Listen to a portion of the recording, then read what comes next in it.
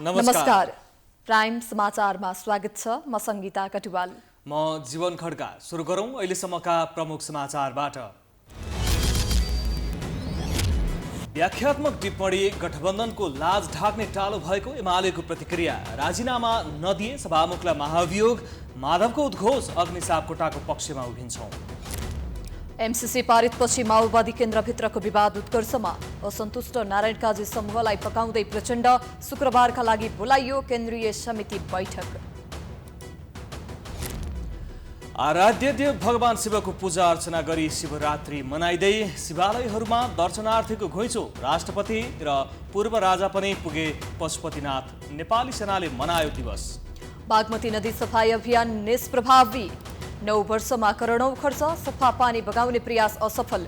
अधिकार सम्पन्न बागमती कार्यालयमा भने कर्मचारी भर्तीमै ध्यान। नेपाल र भारत बीच मल खरिद सम्झौता स्वागत योग्य। उत्पादकत्व बढ्न नसक्दा खाद्य सुरक्षा सङ्कटमा। मल अभावबारे किसानको गुनासो सुन्न नपर्ने गरी कार्यान्वयनमा जोड। रुसी सेनाद्वारा युक्रेनको राजधानी किएभ कब्जा गर्दै। बेलारुसको दक्षिणी सीमा क्षेत्रमा थप सैन्य फौज र युद्ध हेलिकप्टर तयार। 6 दिन यता 5 लाखभन्दा धेरै युक्रेनी देश छाड्न बाध्य। र नेपाल राष्ट्रिय तथा अन्तर्राष्ट्रिय खेलाडी सङ्घको 16औं स्पोर्ट्स अवार्डमा 27 खेलका उत्कृष्ट खेलाडी सम्मानित। विराज र अरुणालाई सर्वोत्कृष्ट खेलाडीको अवार्ड।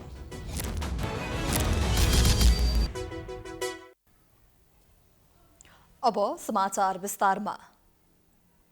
सत्तारूढ गठबन्धनले व्याख्यात्मक टिप्पणी सहित एमसीसी पारित गरेको विषयलाई उल्लेख्य सफलता ठानेका बेला मुख्य विपक्षी एमाले भने त्यसलाई लाज ढाक्ने टालोको संज्ञा दिएको छ। एमाले सभामुख अग्निप्रसाद सापकोटाले राजीनामा नदिए महाभियोग लगाउन सक्ने पनि संकेत गरेको छ। एक रिपोर्ट।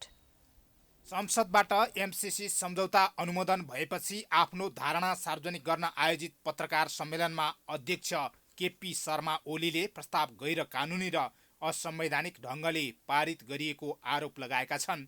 3 वर्ष अघि नै एमसीसी पेश गरिएको र त्यसपछि संसदका धेरै सत्र बसेको भन्दै ओलीले पुनः प्रस्ताव ल्याउनु पर्नेमा त्यस्तो नगरी अस्तित्वमा नरहेको प्रस्तावलाई तथाकथित छलफल गर्ने र निर्णय गर्ने असंवैधानिक र गैर कानुनी काम सभामुख अग्निप्रसाद सापकोटाले गरेको आरोप लगाए। विरोधका बावजुद पनि संसद चलाएको भन्दै ओलीले त्यो संसदीय मर्यादा बाहिर रहेको समेत टिप्पणी गरे। अहिले प्रस्तावै पेश नगरिकन गैर कानुनी ढङ्गले डेड मृत प्रस्ताव, अस्तित्वमा नरहेको प्रस्तावलाई नै अस्तित्वमा छ भनेर तथाकथित छलफल गर्ने र निर्णय गर्ने असंवैधानिक र गैर कानुनी काम फेरि पनि सभामुखले गराउनुभयो। फेरि सरकारले त्यसतर्फ गैर कानुनी काममा उद्धत भयो। सभामुख अग्निप्रसाद सापकोटाप्रति रुष्ट देखिएका ओलीले राजीनामा पर्खिएको भन्दै त्यसो नभए महाअभियोगको प्रक्रियामा जान सक्ने सङ्केत गरे। सभामुखमाथि महाअभियोग ल्याउँदैन भन्ने पनि छैन, ल्याउन सक्छ, ल्याउँछ नै भन्ने पनि छैन। उहाँले राजीनामा गर्नुभयो भने नल्याउन पनि सक्छ। हामी उहाँको राजीनामा पर्खिरहेका छौँ। ससम्मान बहिर्गमित हुनुहोस्, ससम्मान हट्नुहोस्, कमसेकम संसदले निष्कासन गर्नु पर्यो भन्ने नहोस् भन्ने पनि हामी सोचिरहेका छौँ। ओलीले एमसीसी पारित भइसकेको अवस्थामा अब राष्ट्रहितमा केन्द्रित हुनुपर्नेमा पनि जोड दिए। एमसीसी पारित भइसकेको छ। सधैँ विवाद मात्रै गरेर यो त पारित भइसक्यो।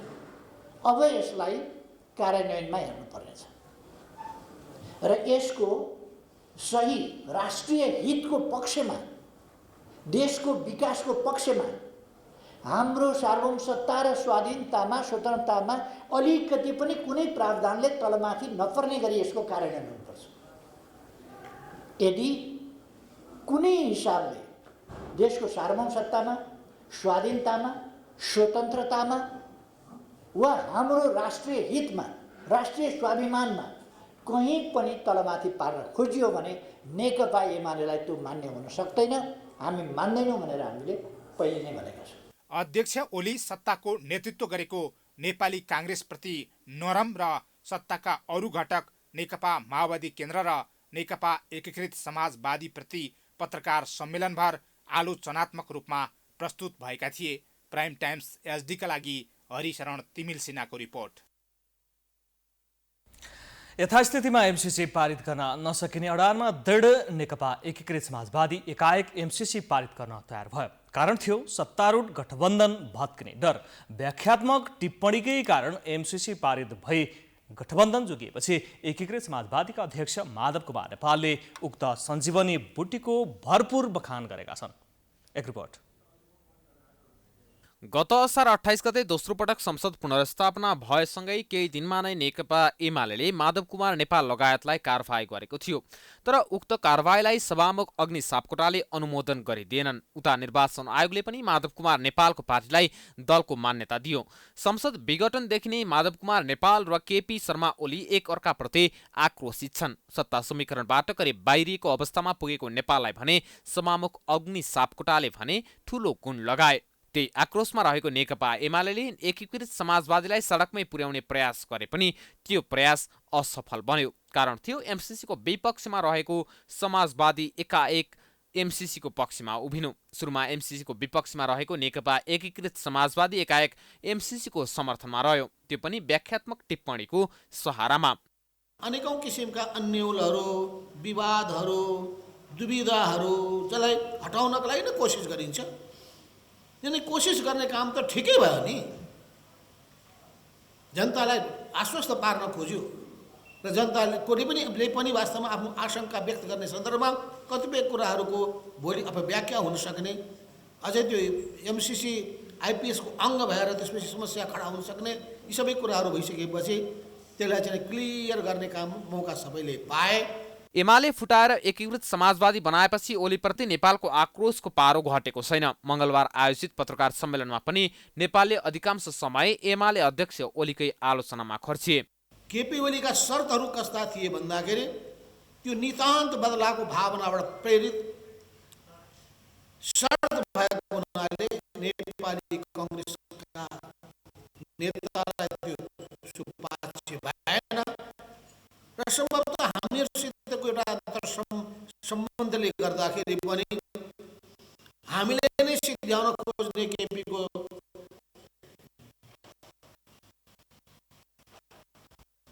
कुचित मनसा बुझिसकेपछि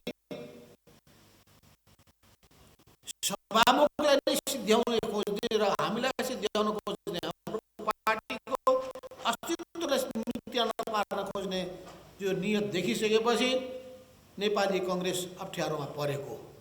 ओलीले मङ्गलबार नै आयोजित पत्रकार सम्मेलनमा सभामुखको राजीनामा मागेको विषयमा नेपालले यसरी जवाफ दिए। सभामुखले राजीनामा दिने, कुरुक्क समर्पण गर्ने, घुँडा टेक्ने केपी ओलीका सामु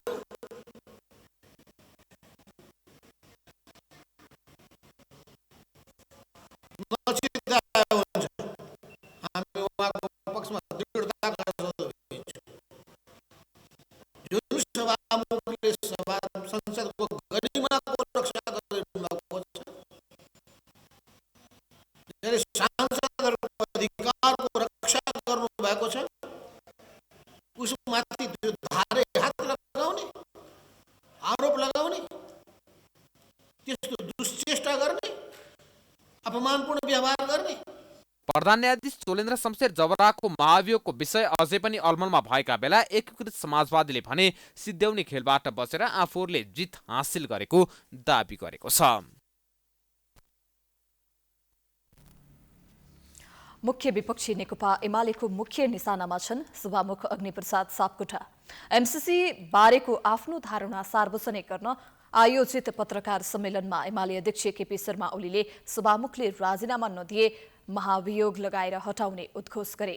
संविधान अनुसार सभामुखलाई पदमुक्त गर्ने प्रावधान छ, तर एमाले अध्यक्ष ओलीले भने जस्तो महाभियोग लगाउने कानूनी आधार भने देखिँदैन।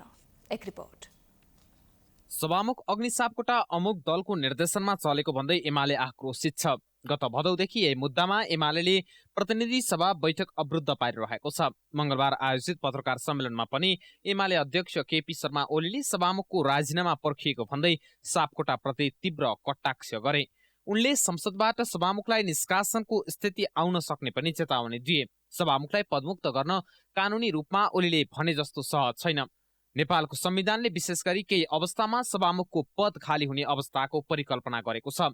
संविधानको धारा 91 को उपधारा 6 को ख मा सभामुखले राजीनामा दिएमा र ग मा सभामुखले पद अनुसारको आचरण नगरेको खण्डमा 1/4 सांसदले प्रस्ताव पेश गरेर 2/3 पारित गरेमा भन्ने उल्लेख छ।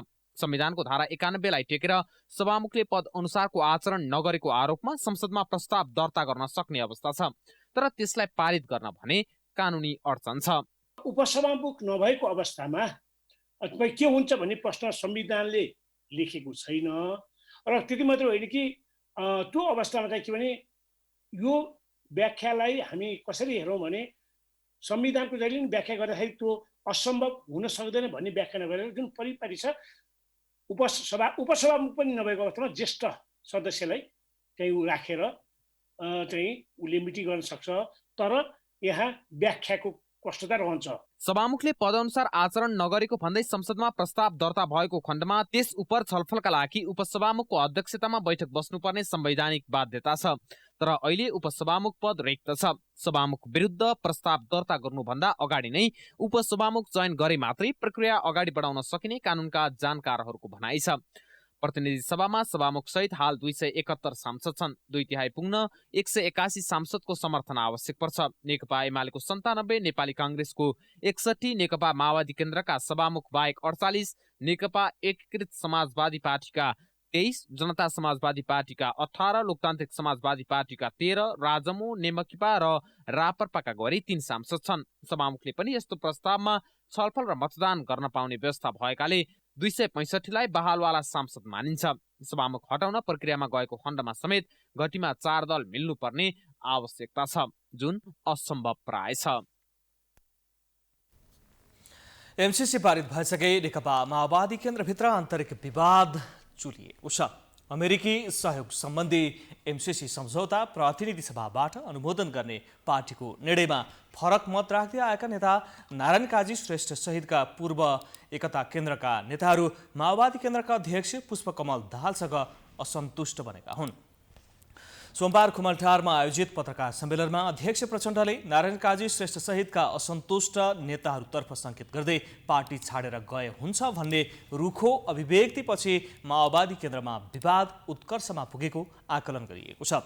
चुरिएको विवाद मत्थर गर्न भन्दै नेकपा माओवादी केन्द्रका अध्यक्ष प्रचण्ड नेता श्रेष्ठलाई भेट्न मङ्गलबार उनको निवास हात्तीवन पुगेका छन्। एमसीसी पास गर्न नहुने अडान राख्दै आएका नेता श्रेष्ठ गिरिराजमणि पोखरेल, लीलामणि पोखरेल, अञ्जना विसङ्खे सहित पूर्व एकता केन्द्रका नेता कृष्णबहादुर महरा, राम कार्की लगायतले 12 बुँदे व्याख्यात्मक घोषणालाई स्वीकार गरेका छैनन्। यही विषयलाई लिएर माओवादी केन्द्रका अध्यक्ष प्रचण्ड र नेता श्रेष्ठलाई फकाउन लागि परेका छन्। विवादका बीच आगामी शुक्रबार माओवादीको केन्द्रीय कमिटीको बैठक बस्दैछ।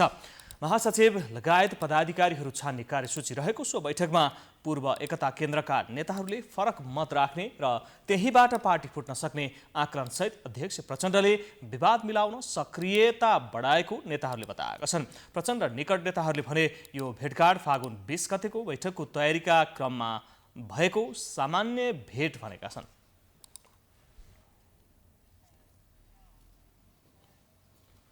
समाचारको सिलसिला जारी छ, हामी विश्रामपछि आउँछौँ। बाँकी समाचारको साथमा विश्रामपछि स्वागत छ। अब बाँकी समाचार। आज महाशिवरात्रि। प्रत्येक वर्ष फागुन कृष्ण चतुर्दशीका दिन मनाइने महाशिवरात्रि पर्व आराध्य देव भगवान शिवको विधिपूर्वक पूजा आराधना गरी देशभर मनाइँदैछ। मध्यरातमा चतुर्दशी तिथि आज परेकाले यसै दिन महाशिवरात्रि पर्व मनाउने निर्णय गरिएको हो। आज बिहानैदेखि नदी, कुण्ड र तलाउमा स्नान गरी शिवालयमा गई श्रद्धा भक्तिपूर्वक पूजा आराधना गरिरहेका छन्। महादेवको दर्शन गर्न र शिवरात्रि पर्वको मेला भर्न आज देशभरका विभिन्न भाग लगायत छिमेकी राष्ट्र भारतका तीर्थयात्रीको पशुपतिनाथ मन्दिरमा घुइँचो लागेको छ। बिहान 4 बजेदेखि नै पशुपतिका 4 ढोका खोलिएको थियो। यसै बीच राष्ट्रपति विद्यादेवी भण्डारी पशुपतिनाथको दर्शन गर्न पुगेकी छिन्। महाशिवरात्रिको अवसरमा मंगलबार अपराह्न उनी पशुपतिनाथको दर्शन गर्न पुगेकी हुन्। उपराष्ट्रपति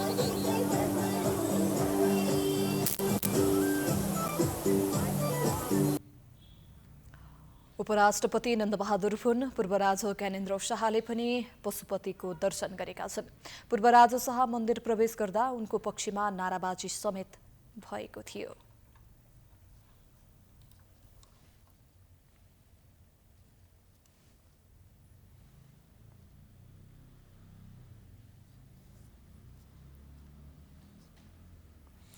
नेपाली सेनाले महाशिवरात्रि एवं सेना दिवसका अवसरमा बडाई कवाद सहितको विशेष समारोह आयोजना गरेको छ। सैनिक मञ्च टोडी खेलमा आयोजित विशेष समारोहमा राष्ट्रपति विद्यादेवी भण्डारी, उपराष्ट्रपति नन्दबहादुर पुन, प्रधानमन्त्री शेरबहादुर देउवा, सभामुख अग्नि सापकोटा लगायतको उपस्थिति रहेको थियो। सो क्रममा राष्ट्रपति भण्डारीले सैनिक मञ्चमा रहेको वीर स्मारकमा माल्यार्पण गर्नुका साथै वीर शहीदहरूप्रति श्रद्धाञ्जली अर्पण गरेकी थिइन् भने नेपाली सेनाले राष्ट्रपतिको सम्मानमा सम्मान गारत अर्पण गरेको थियो। समारोहमा नेपाली सेनाको हेलिकप्टरद्वारा महाशिवरात्रि तथा सेना दिवस 2078 अङ्कित ब्यानर प्रदर्शन तथा पुष्प वृष्टि गरिएको थियो। त्यस्तै नेपालको राष्ट्रिय झण्डाको आकृति समेत निर्माण गरी राइफल र तोपबाट महाशिवरात्रिको बढाइ गरिएको थियो।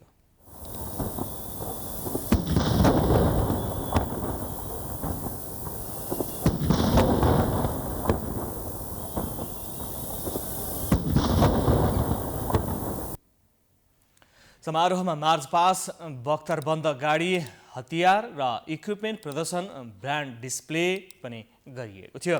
यस्तै समारोहमा राष्ट्रिय गौरवका सडक निर्माण आयोजना, राष्ट्रिय निकुञ्ज तथा वन्यजन्तु आरक्षण र विश्व शान्ति स्थापनामा सहभागिता तथा विपद व्यवस्थापन सम्बन्धी विविध गतिविधि झल्किने झाँकी समेत प्रदर्शन गरिएको थियो भने आकर्षक सैनिक कला फ्रीफल जम्प गरिएको थियो। समारोहमा राष्ट्रपति भण्डारीले सिपाही वार्षिक 2078 को विमोचन गर्नुका साथै फ्रीफल जम्पमा प्रथम र द्वितीय हुने सैनिकहरूलाई पुरस्कार समेत वितरण गरेकी थिइन्। नेपाली सेनाले 2 दशक अघिदेखि महाशिवरात्रिको दिनलाई सेना दिवसका रूपमा मनाउँदै आएको छ।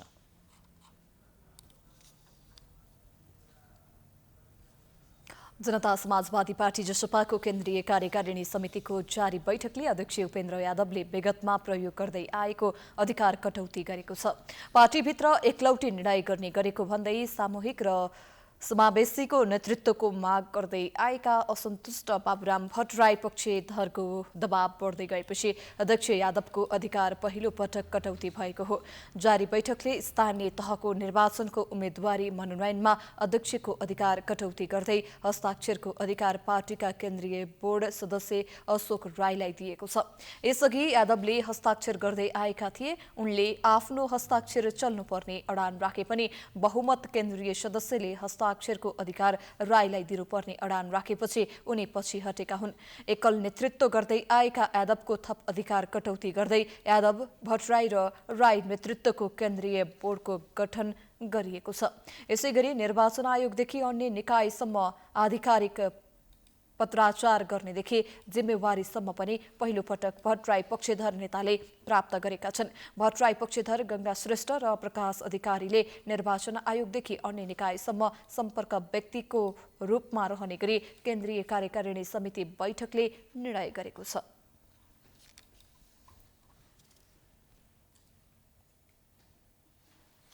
भारतको उत्तर प्रदेश राज्य सिद्धार्थनगर जिल्लामा हुने विधानसभा निर्वाचनको लागि नेपालसँग जोडिएका रूपन्देही, कपिलवस्तु, नवलपरासीका सीमानाका 3 दिन बन्द गरिने भएको छ। कपिलवस्तुसँग जोडिएको कृष्णसार, मर्यादपुर, चाकलचौडा सहितका नाका आजदेखि फागुन 19 गतेसम्म बन्द हुने जिल्ला प्रशासन कार्यालय कपिलवस्तुले जनाएको छ। 19 गते हुने निर्वाचनको 48 घण्टा अघिदेखि सुरक्षाको कारण देखाएर नेपाल आवत जावत बन्द गरेको प्रशासनले जनाएको छ। बन्दको समयमा टाढाबाट नियमित रूपमा नेपाल आउने यात्रु भने भित्रन सक्नेछन्। निर्वाचन अवधिमा इमर्जेन्सी उपचारका लागि जानु परेको अवस्थामा सीमामा रहेका नेपाली सुरक्षा मार्फत सीमावर्ती सुरक्षासँग समन्वय गरी जान सकिने प्रशासनले जनाएको छ। निर्वाचनको सुरक्षा संवेदनशीलताका कारण दुवै देशको सहमतिका आधारमा नाका बन्द गरिएको प्रशासनले जनाएको छ। कपिलवस्तु, नवलपरासी, रूपन्देही र भारत महाराजगञ्ज जिल्लाका सुरक्षा अधिकारीहरूले भर्चुअल बैठकले आज साँझ 6 बजेदेखि 19 गते बेलुका 6 बजेसम्म नाका सिल गर्ने निर्णय गरेको हो।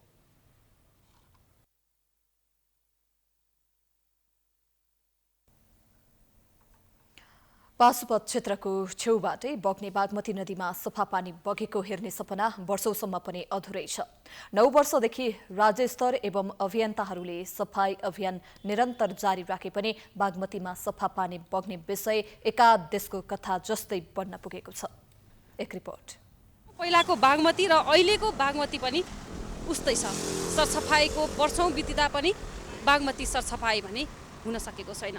के छ त बागमती सरसफाईमा के गरिरहनु भएको छ सरकारवाला निकाय अनि अभियन्ताहरू? हिँड्दैछ पाइला मेट्दैछ भन्ने भनाई र बागमती नदी सफाईको नियति उस्तै उस्तै भएको छ।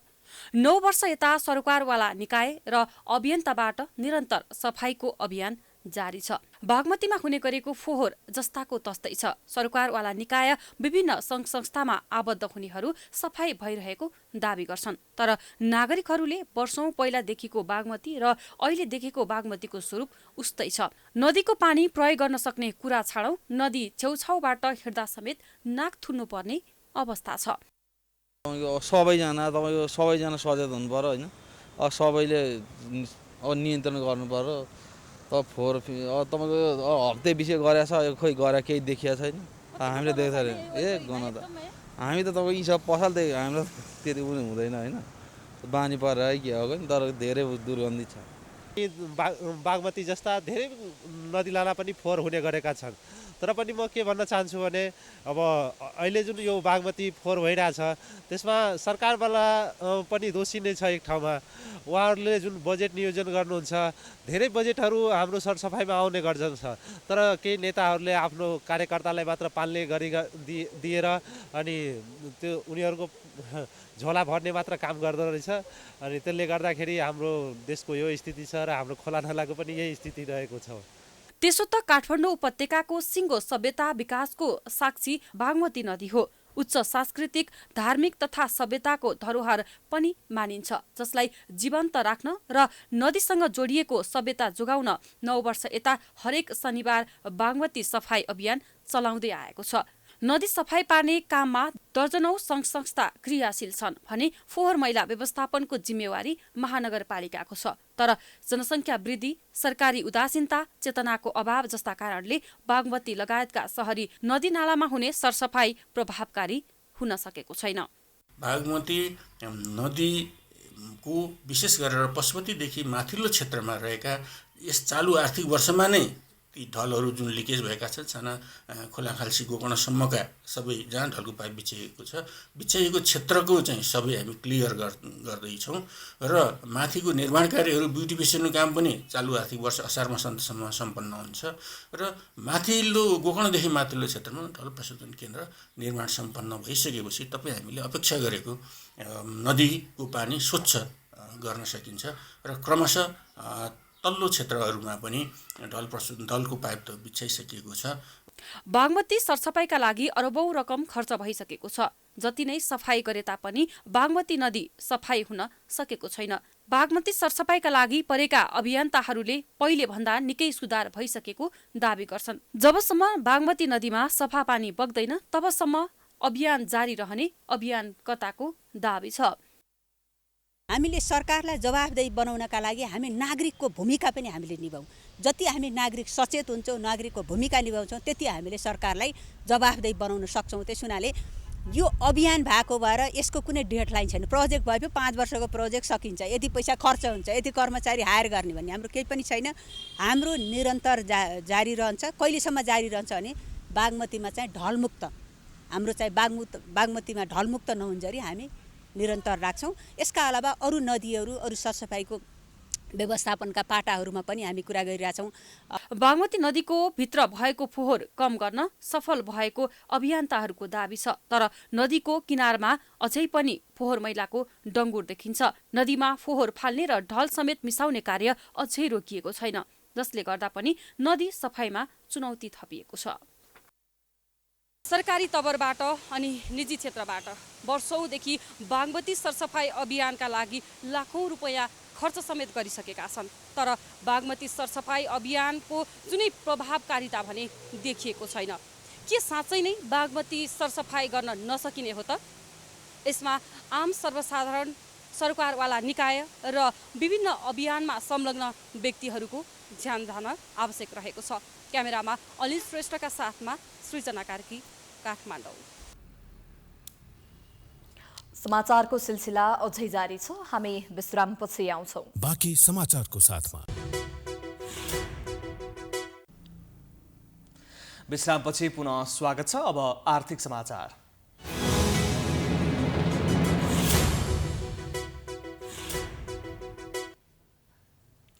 सरकारले 5 वर्षमा 9,35,000 मेट्रिक टन रासायनिक मल खरिद गर्ने गरी भारतसँग G2G सम्झौता गरेको छ। यसले बाली लगाउने समयमा कृषकले मल नपाउने हैरानीबाट केही हदसम्म भए पनि मुक्ति मिल्ने देखिन्छ। तर सम्झौता अनुरूप किसानको माग बमोजिम थप आवश्यक मल आपूर्तिको व्यवस्था हुन्छ कि हुँदैन भन्ने विषय भने सरकारी कार्यान्वयनको अवस्थामै भर पर्नेछ। एक रिपोर्ट। लागि जति बेला धान, गहुँ, तरकारी, दाल बाली, तेलहन बाली, उखु बाली लगाउने सिजन हुन्छ त्यति बेला बजारमा रासायनिक मलको हाहाकार हुन्छ। यो वर्षेनी दोहोरिरहेको प्रवृत्ति हो। सरकार समस्या नहुने दाबी गरिरहन्छ तापनि किसानहरू वर्षेनी चरको मल अभाव खेपिरहन्छन्। बाली लगाउने बेला किसानहरू देशैभर रासायनिक मल लिनका लागि लाइन बस्ने, भिडभाड र ठेलामा ठेल गर्न बाध्य बन्छन्।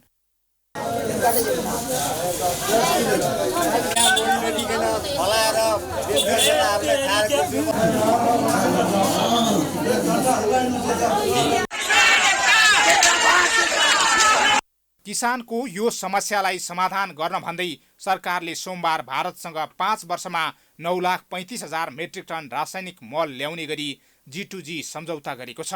सम्झौता अनुसार 5,65,000 मेट्रिक टन युरिया र 3,70,000 मेट्रिक टन DAP मल खरिद गरिनेछ।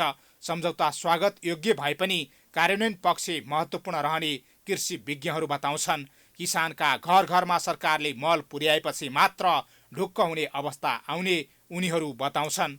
किसानको गुनासो सुन्न परेन भने मात्र G2G मार्फतको सम्झौतालाई सराहनीय कार्य मान्न सकिनेछ।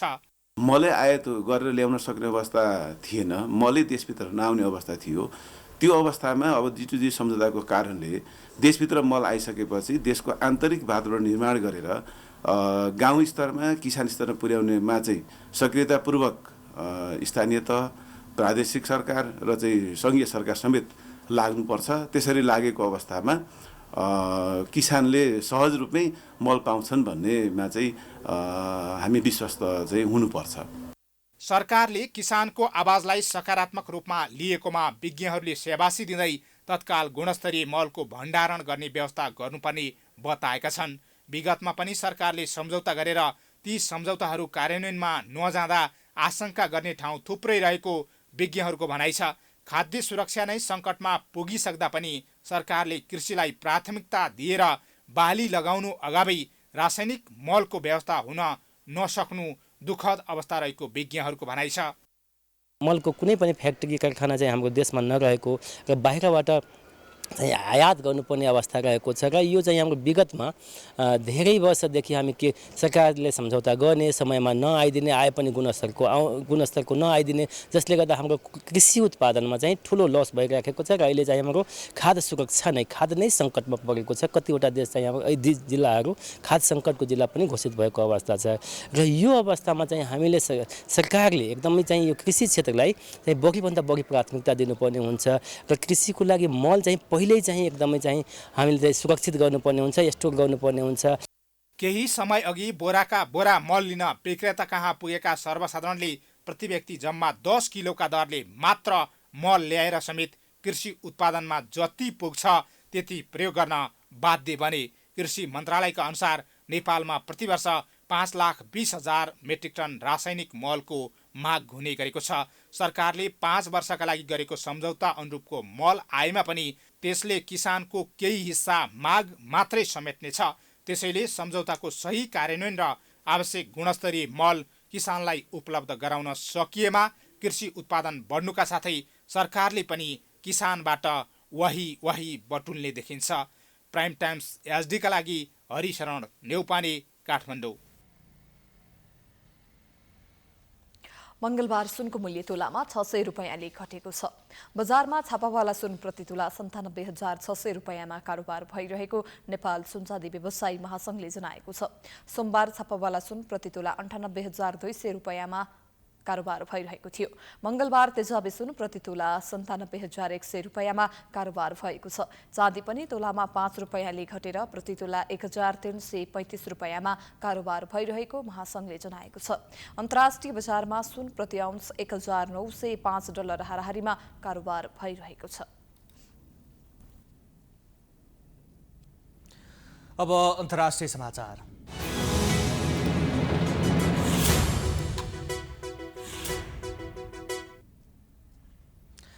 छ दिन अघि युक्रेन प्रवेश गरेका रुसी सैनिकहरूले राजधानी किव कब्जा गर्नका लागि त्यसतर्फ लम्किँदै गरेका छन्। राजधानी किव पुग्न 65 किलोमिटर परसम्म मात्रै उनीहरूले फौज खडा गरेका छन्। राजधानी कब्जा गर्नका लागि उनीहरूले हमला गर्न सक्ने अन्तर्राष्ट्रिय मिडियाले जनाएका छन्। रुसी सैनिकहरूको समूहमा स्याटेलाइट तस्बिरहरू मंगलबार सार्वजनिक गरिएको छ, जहाँ उनीहरू सोमबार आधुनिक हात हतियार सहित किवदेखि 21 किलोमिटरसम्म पुगेका थिए। रुसी सेनाले पछिल्लो 24 घण्टा यता किव र अन्य प्रमुख सहर कब्जा गर्नका लागि रुसी सेना सङ्गठित बनेको युक्रेनका नेता सेना प्रमुखले फेसबुकमा उल्लेख गरेका छन्। अमेरिकी कम्पनी म्याक्सर टेक्नोलोजीले स्याटेलाइट तस्बिरमा रुसी सेना किवदेखि 65 किलोमिटर टाढा देखिएको जनाएको हो। उनीहरूले युक्रेनको सीमा नजिकै बेलारुसको दक्षिणी सीमा क्षेत्रमा थप सैन्य फौज र युद्ध हेलिकप्टर तयार पारेका छन्। रुसी सैनिकले रातभर आक्रमण गरेको आवाज सुनिएको जनाएको छ, जुन किवका बासिन्दाका लागि कठिन दिनको रूपमा टिप्पणी गरिएको छ। सोमबार भएको पहिलो चरणको वार्ता सकिएपछि भने विस्फोट झन तीव्र बनेको बताइएको छ। रुसले युक्रेनमाथि हमला गर्न थालेको 6 दिन यता मात्रै 5 लाखभन्दा धेरै मानिस भागेर छिमेकी देश लगायत सुरक्षित स्थानतर्फ गएका छन्। यस क्रममा 14 बालबालिका सहित 352 सर्वसाधारणहरू मारिएका छन्। 70 जना युक्रेनका सैनिक मारिएको संयुक्त राष्ट्र सङ्घले जनाएको छ। रुस भने अन्तर्राष्ट्रिय समुदायको विरोधका बावजुद युक्रेनमाथि निरन्तर हमला गर्दै आएको छ। सोमबार दुई देशका प्रतिनिधिहरू वार्तामा बसे पनि रुसले आक्रमण रोकेको छैन।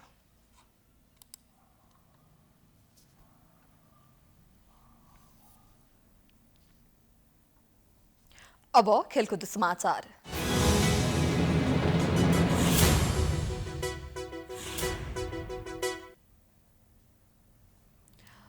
नेपाल राष्ट्रिय तथा अन्तर्राष्ट्रिय खेलाडी संघले विभिन्न 27 खेलका उत्कृष्ट खेलाडीलाई 16औं NNIPA स्पोर्ट्स अवार्ड 2078 का क्रममा सम्मान गरेको छ। NNIPA-ले ललितपुरको गोदावरी नगरपालिकामा आयोजित कार्यक्रममा उत्कृष्ट खेलाडीलाई सम्मान गरेको हो। सम्मानित हुनेमा आर्चरीका ज्ञानु अवाले, एथलेटिक्सका किरण सिंह बोगटी, ब्याडमिन्टन प्रिन्स दाहाल, बास्केटबलकी सदिना श्रेष्ठ, बक्सिङकी सुषमा तामाङ, साइक्लिङकी राजेश मगर, फेन्सिङकी अनिता कार्की र गल्फकी कश्मीरा शाह छन्। त्यसै गरी ह्यान्ड्सबलका विशाल बस्नेत, हकीकी अन्जुना चन्द, जिम्न्यास्टिकका रोहन बुढाथोकी, करातेका विप्लव श्रेष्ठ, ऱ्याफ्टिङ एन्ड क्यानोनिङका सुमन तामाङ, जुडोकी सुमित्रा राई, स्किङका सफल राम श्रेष्ठ र पौडीका अनुभव सुब्बाले उत्कृष्ट खेलाडीको पुरस्कार प्राप्त गरे। सुटिङकी कृष्ण थापा, कबड्डीकी नागेश्वर थारू, टेबल टेनिसका स्यान्टु श्रेष्ठ, तेकान्दोकी पार्वती गुरुङ, ट्रायलथनका हिमाल टमटा, लन टेनिसकी अभिलाषा विष्ट, फुटबलका विराज महर्जन, भलिबलकी अरुणा शाही, बेटलिफिक कमला श्रेष्ठ, उसुकी नेमा घरती मगर र रेस्लिङका सुरेश चुनारा उत्कृष्ट भए। उनीहरूलाई नगद 10,000 सहित सम्मान गरिएको हो। त्यस्तै फुटबल खेलाडी विराज महर्जन र भलिबलकी अरुणा शाही वर्षको सर्वोत्कृष्ट खेलाडीको अवार्ड प्राप्त गरेका छन्।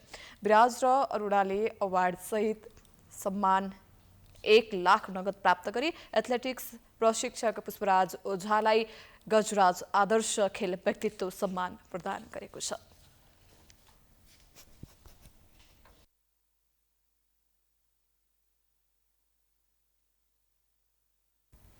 यसअघि हामी समाचारको अन्त्यमा आइपुगेका छौँ। जाँदा जाँदै प्रमुख समाचार पुनः एकपटक।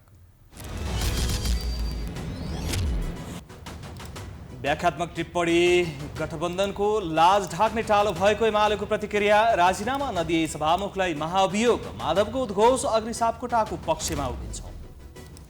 एमसीसी पारितपछि माओवादी केन्द्रभित्रको विवाद उत्कर्षमा। असन्तुष्ट नारायण काजी समूहलाई फकाउँदै प्रचण्ड। शुक्रबारका लागि बोलाइयो केन्द्रीय समिति बैठक। आराध्य देव भगवान शिवको पूजा अर्चना गरी शिवरात्रि मनाइँदै शिवालयहरूमा दर्शनार्थीको घुइँचो। राष्ट्रपति र पूर्व राजा पनि पुगे पशुपतिनाथ। नेपाली सेनाले मनायो दिवस। बागमती नदी सफाई अभियान निष्प्रभावी। 9 वर्षमा करोडौं खर्च। सफा पानी बगाउने प्रयास सफल। अधिकार सम्पन्न बागमती कार्यालयमा भने कर्मचारी भर्तीमै ध्यान। नेपाल र भारतबीच मल खरिद सम्झौता स्वागत योग्य। उत्पादकत्व बढ्न नसक्दा खाद्य सुरक्षा सङ्कटमा। मल अभावबारे किसानको गुनासो सुन्न नपर्ने गरी कार्यान्वयनमा जोड। रुसी सेनाद्वारा युक्रेनको राजधानी किएभ कब्जा गर्दै बेलारुसको दक्षिणी सीमा क्षेत्रमा थप सैन्य फौज र युद्ध हेलिकप्टर तयार। सदिनेता 5 लाखभन्दा धेरै युक्रेनी देश छाड्न बाध्य। र नेपाल राष्ट्रिय तथा अन्तर्राष्ट्रिय खेलाडी सङ्घको 16औं स्पोर्ट्स अवार्डमा 27 खेलका उत्कृष्ट खेलाडी सम्मानित। विराज र अरुणालाई सर्वोत्कृष्ट खेलाडीको अवार्ड।